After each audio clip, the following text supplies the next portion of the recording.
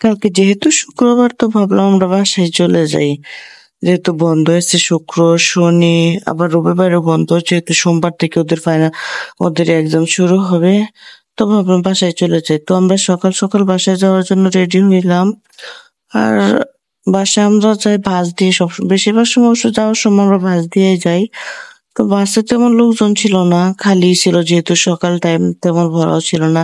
তো মাঝখানে আবার আহ তেল নিবে মনে হয়, এই জন্য একটু থামছিল। পরে বাসায় চলে আসলাম। তো আজকে স্যার আমার এই চুলগুলা কেটে ফেলবো।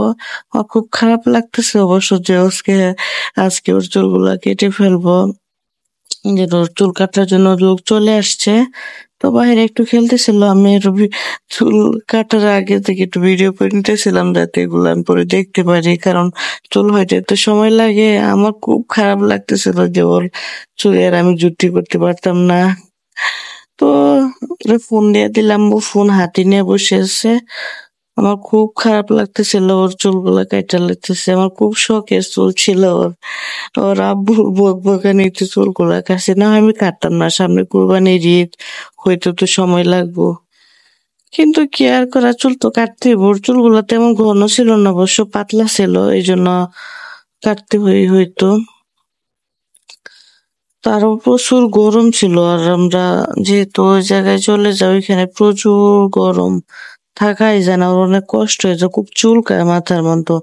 তো সবকিছু চিন্তা করে ভাবলাম ফালাই দিই, আবার তো হয়েই যাবো, ঈদ আসতে আসতে যেহেতু সময় আছে। তারপর কি আর করে, এই যে আমার মেয়ের চুলগুলা ফালাই দিতেছি, কত শখের চুলগুলাই, খুব খারাপ লাগতেছে। ওর চুলগুলা ফালাইতেছে, কিন্তু আমার খুব কষ্ট হইতেছে। কত যত্নের চুলগুলা, আমি কত সুন্দর করে গুজরাট করে চুলগুলা রাখতাম। আর খুব খারাপ লাগতেছে ওর চুলগুলার জন্য, ভাল লাগতেছিল না। তারপর ভিডিও করে রাখছি যাতে পরে দেখতে পারি। চুল অবশ্য হয়ে যাবে, কিন্তু এই চুল হইতে কমপক্ষে 6 মাস সময় লাগবে। ধৈর্য, ধৈর্য ধরতে হবে, কি আর করা, পালাইতে তো হইবই।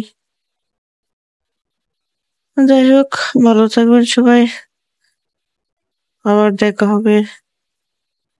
আল্লাহ হাফেজ।